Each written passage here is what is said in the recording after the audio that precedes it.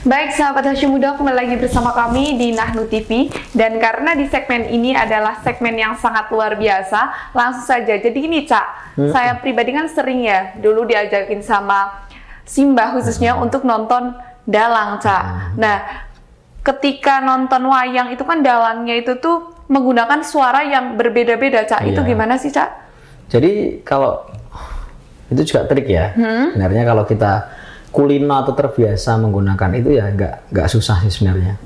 Karena kalau kita menggunakan suara itu tergantung karakter dari wayangnya. Kalau wayangnya dungkluk atau wayang seperti ini nanti karakter suara besar kayak Werkudara. Wah, suara saya kecil seperti ini tapi bisa jadi besar.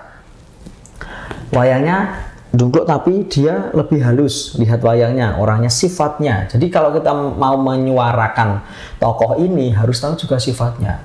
Sifat wayang ini dia kasar, dia keras, dia celat, dia cedal dan sebagainya itu dari buku yang kita baca atau dari keterangan orang-orang yang kalau Durmagati itu orangnya celat. Wah, ya sekolah kuwi man.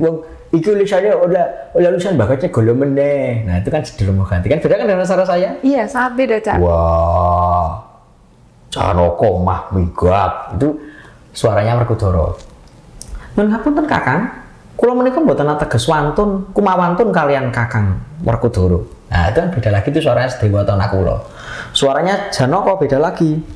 Nun ngapunten Kakang, kula namung mendra mboten dangu. Nah itu kan beda lagi, dia lebih lembut suaranya. Vokalnya lembut. Iya, suaranya dari Puntadewa. Dimas Janaka, ojo kaya mangkono Dimas, iki perang ayo ndang rampungi. Nah itu kan suaranya Puntadewa. Suaranya Duryudana beda lagi. Suaranya Bathara Narada beda lagi. Oh letulut ya, Prakencang Warudaya. Nah itu beda lagi. Jadi kita melihat karakter dan juga ciri khas dari situ. Misalkan ciri khasnya Semar, begegekuk sadulita mel. Itu apa? Berbeda karakternya dengan karakter dari Sengkuni dengan Pandhita Durna. Yang suaranya dicuni. Hawlah pergembel ngono kae itu beda lagi. Beda semua kan karakternya. Sangat beda. Itu lebih bagus lagi kalau didukung dengan gerakan tangannya wayang itu. Seperti apa nih Cak gerakan wayang tuh?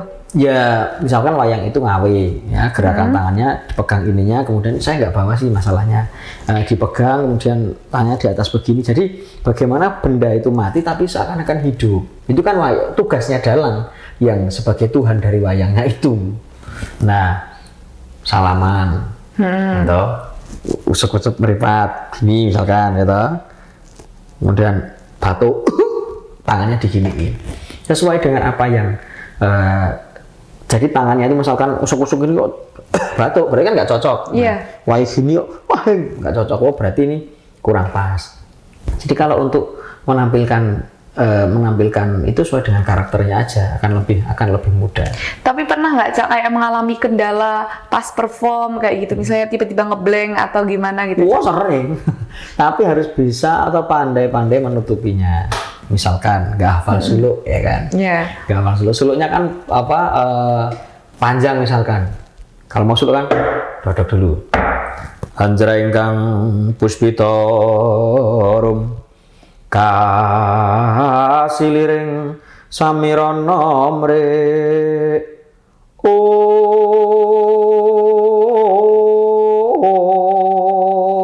kok lupa? Dodok aja. Jadi ada tambahnya. Sekar gadung kongas gandanyo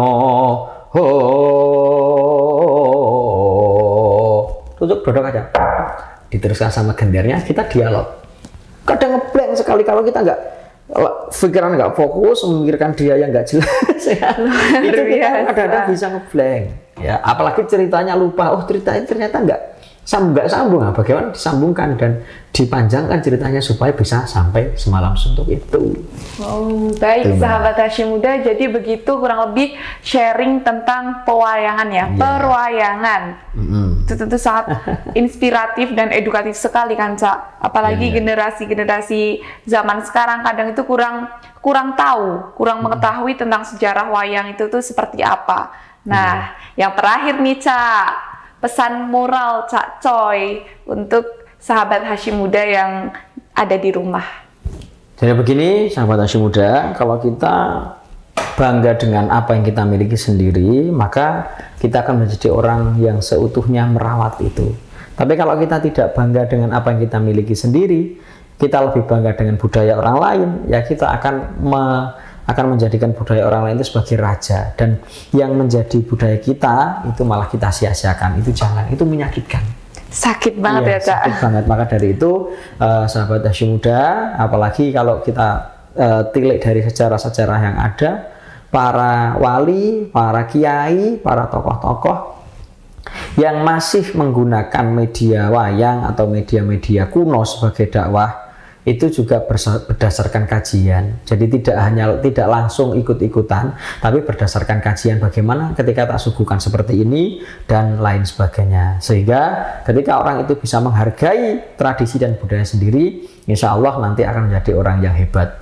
Jadi tetap ngaji, kemudian nonton kebudayaan, tetap budayaan. Belajar nulis Jawa, hono coroko data sawala, jangan sampai malu. Kita malah lebih suka belajar bahasa luar daripada bahasanya sendiri, padahal bahasa sendiri juga sebenarnya susah dipelajari oleh bangsa luar. Nah, oleh sebab itu pesan saya, ngaji tetap ngaji, berseni tetap berseni, wayangan tetap wayangan, maca kitab kuning tetap maca kitab kuning, Arab digarap, Jawa digowo. Terima kasih. Assalamualaikum warahmatullahi wabarakatuh. Teman-teman, sangat luar biasa sekali. Intinya jangan takut untuk memulai sesuatu yang baru, dan jangan takut untuk berbeda dari yang lain. Karena ketika kita menggunakan pakaian yang berbeda dari yang lain, tentunya orang lain akan terfokus pada pakaian yang berbeda. Dan ini adalah menjadi segmen terakhir untuk kita. Saya ucapkan terima kasih sekali lagi buat Cak Coy yang telah menyempatkan waktu buat bergabung dengan kita semua. Saya Fendi Niati mohon undur diri. Wassalamualaikum warahmatullahi wabarakatuh. Waalaikumsalam warahmatullahi wabarakatuh.